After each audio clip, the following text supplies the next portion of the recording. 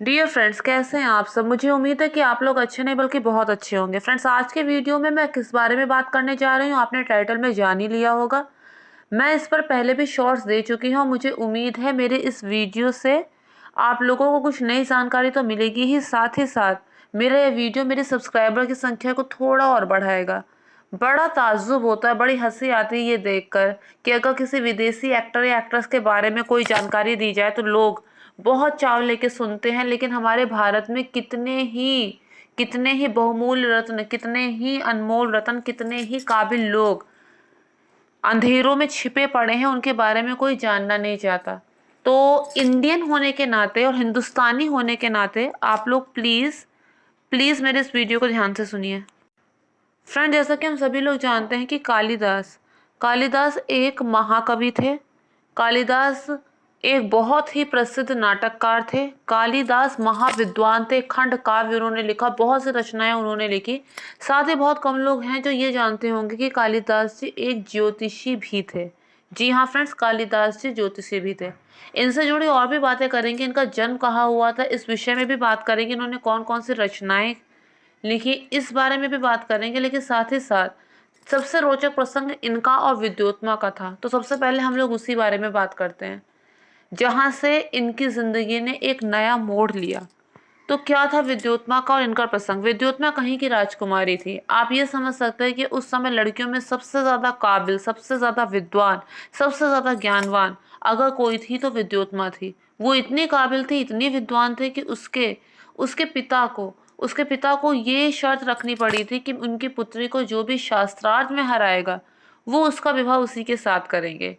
विद्योत्मा से बहुत सारे विद्वान जलते भुनते भी थे कि उस समय ऐसा था कि स्त्रियां इतनी बुद्धिमान होती नहीं थी, और अगर हो गई तो आसपास के जो लोग थे उनके दिमाग में ये था कि ये स्त्री होकर इतनी बुद्धिमान कैसे। तो इस वजह से लोग उनसे जलते भुनते भी थे, क्योंकि विद्योत्मा सबको शास्त्रार्थ में हरा देती थी।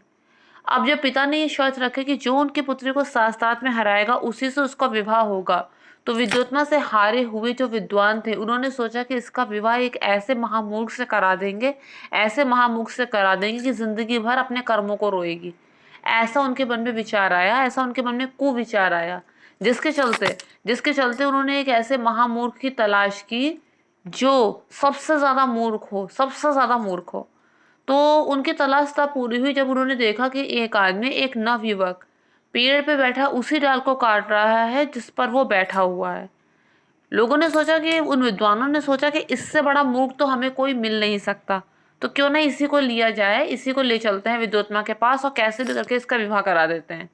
तो उन्होंने कालिदास जी से कहा, उन्हें कुछ धन का प्रलोभन दिया कि हम आपको बहुत सा धन देंगे, आप एक काम कीजिए, आपको हमारे साथ कहीं चलना है, बस एक ही शर्त है हमारी, आप कुछ बोलना मत, आप कुछ बोलना मत, क्योंकि बोलोगे तो बात बिगड़ जाएगी। फ्रेंड्स, ये बात बिल्कुल सही है, 16 आने सही है। जितना हम बोलते हैं उतना अपने को खोलते हैं। कई बार ऐसा भी होता है कि कोई ज़्यादा ज्ञान नहीं भी रखता तो भी चुप रहने की वजह से वो ज्ञानवान मान लिया जाता है, और कोई भले ज़्यादा ज्ञान रखता हो और मध्यम ज्ञान रखता हो, लेकिन जब वो अधिक बोलता है तो लोग उसे मूर्ख ही समझते हैं और उसकी बात को कोई तवज्जो नहीं देते। तो यही बात उससे कही कि देखो, तुम्हें हमारे साथ एक जगह चलना है, हम तुम्हें बहुत सा धन देंगे, बस हमारी एक ही शर्त है, तुम अपने मुख से कुछ मत कहना। कालिदास जी मान जाते हैं। अब गरीब आदमी चलने को तो तैयार हो ही जाएगा।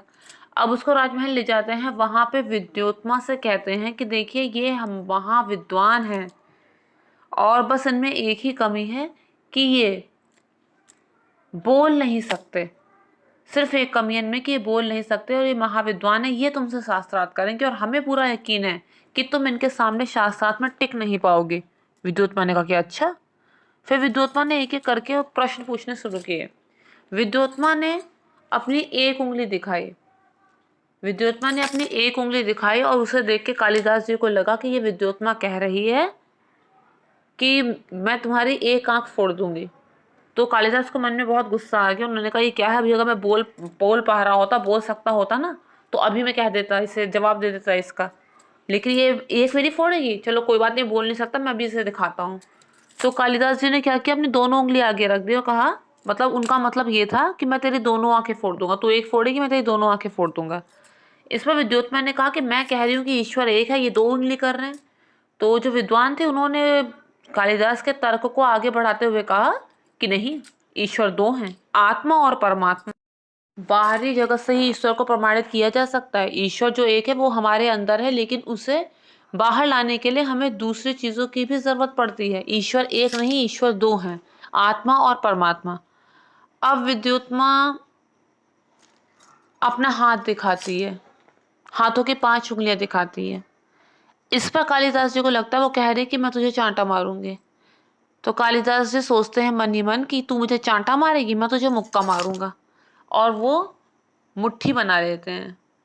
अब विद्युत्मा कहते हैं कि मैं तो ये कह रही थी कि 5 तत्वों से मिलकर शरीर बना है, 5 तत्वों से शरीर बना है, और ये क्या कह रहे हैं, मुक्का कैसे बना रहे हैं।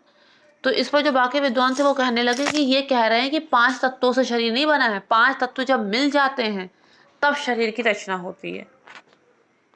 इस पर विद्युत्मा हाथों के इशारे से सवाल करती गई, और जो वहां पर कुधर्मी लोग थे वो तर्क के द्वारा कालिदास की बात को सिद्ध करते गए, और सब लोगों ने मान लिया कि अरे कालिदास तो महाविद्वान है, और इन्होंने हरा दिया विद्युत्मा को शास्त्र में, और इस तरह से दोनों का विवाह हो गया।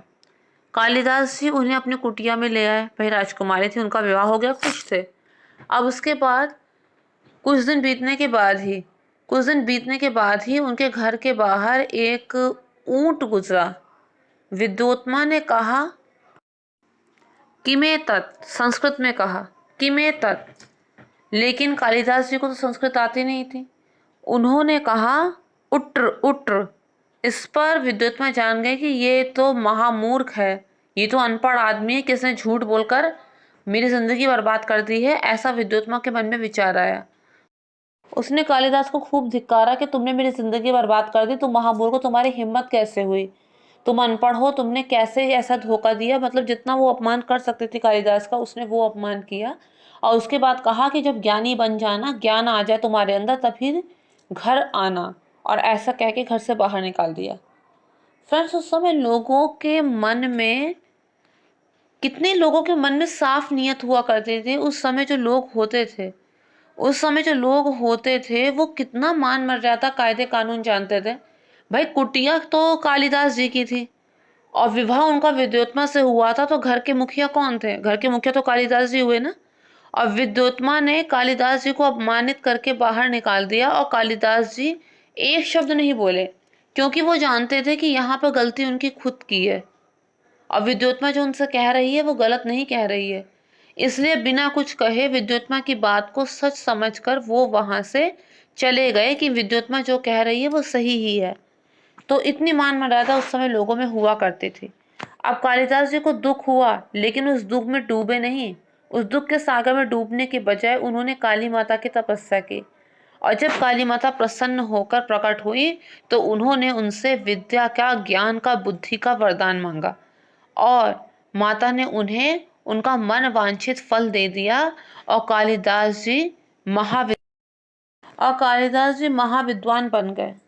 उसके बाद वो वापस विद्योत्मा के पास आए, क्योंकि विद्योत्मा को वो अपनी पहली गुरु मानते थे। विद्योत्मा को वो मानते थे जिसकी वजह से उनके जीवन की दिशा और दशा बदल गई। दास ने कुटिया के बाहर खड़ा होकर कहा कि कपाटम उद्धाट्य सुंदरी, यानी कि सुंदरी दरवाजा खोलो। इस पर विद्योत्मा को ऐसा लगा कि कोई विद्वान आया होगा।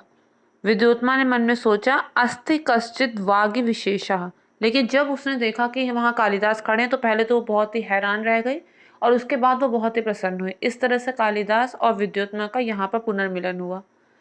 तो कालिदास जी के जीवन की नई शुरुआत फिर यहीं से प्रारंभ हुई। उसके बाद बस वो रचना करते चले गए, और उनकी की हुई रचनाएं आज भी हम लोगों के जहन में हैं। जो लोग जानते हैं इस विषय में या फिर जानना चाहते हैं, उनके जिन्हें पता ही नहीं है कि कौन कालिदास, तो उनके लिए तो बस वही काला अक्षर भैंस बराबर। तो अब मैं आगे बताती हूँ इनकी रचनाओं के बारे में। अभिज्ञान शकुंतलम इनकी सबसे सबसे बड़ी रचना है, बल्कि कह सकते हैं इनकी सबसे प्रसिद्ध रचना है।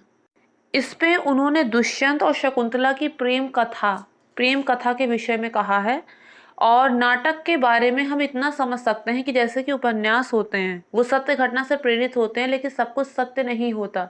उसी तरह जो नाटक होते हैं वो भी सत्य घटना ही होते हैं, लेकिन उनमें सब कुछ सच नहीं होता, तभी तो उन्हें नाटक कहा जाता है।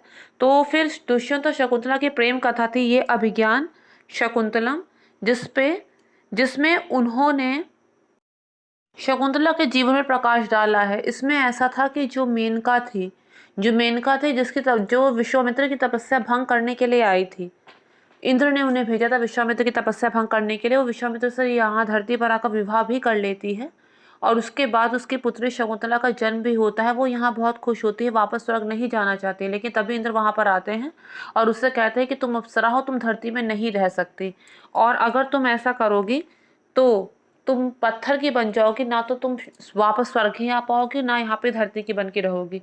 यानी कि मेनका के पास और कोई विकल्प नहीं था स्वर्ग वापस लौटने के अलावा।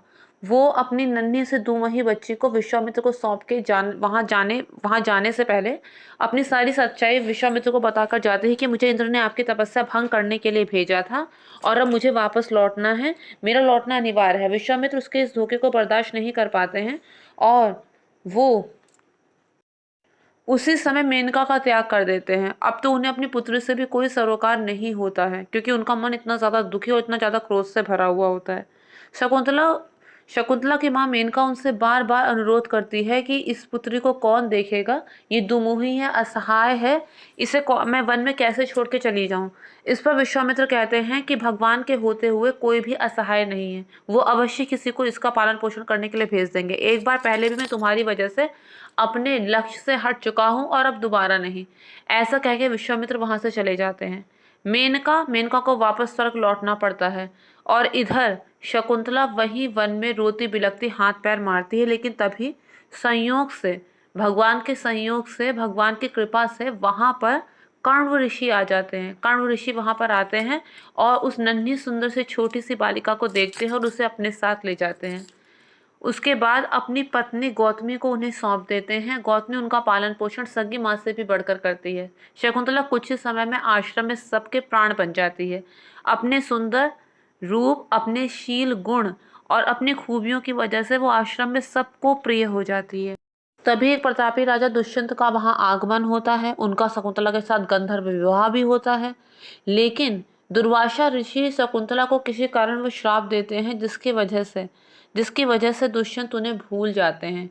लेकिन जब उन्हें पता चलता है कि शकुंतला निर्दोष है, तो वो साथ में ये भी कह देते हैं कि उनकी दी हुई किसी निशानी को दिखाओगी तो उन्हें वापस सब कुछ याद आ जाएगा। तो इस तरह से दुष्यंत और शकुंतला दोबारा मिलते हैं और उसके बाद उनका एक पुत्र होता है भरत, जिसके नाम पर हमारे देश का नाम भारत भी पड़ता है। ये तो थी उनकी अभिज्ञान शकुंतलम की कथा। इसके अलावा उन्होंने मेघदूतम भी लिखी है, जो उनकी सर्वश्रेष्ठ रचना है।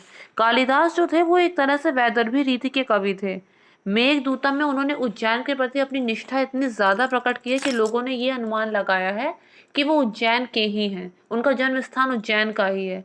हाँ, ये बात बिल्कुल सच है कि उनके जन्म स्थान को लेकर लोगों के मन में बहुत सारी शंकाएं हैं। कोई कहता है कि नहीं, उनका जन्म यहाँ नहीं यहाँ हुआ है, कोई कहता है कि यहाँ नहीं यहाँ हुआ है। अब जैसा कि मैंने अभी आपको बताया कि उज्जैन के प्रति उनकी निष्ठा देखकर लोगों ने कहते हैं कि नहीं, ये तो उज्जैन के निवासी हैं।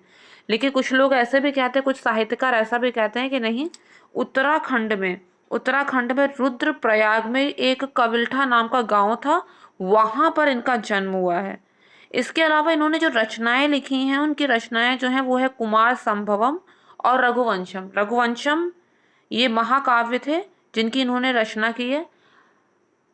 कलविठा गांव कहाँ पर स्थित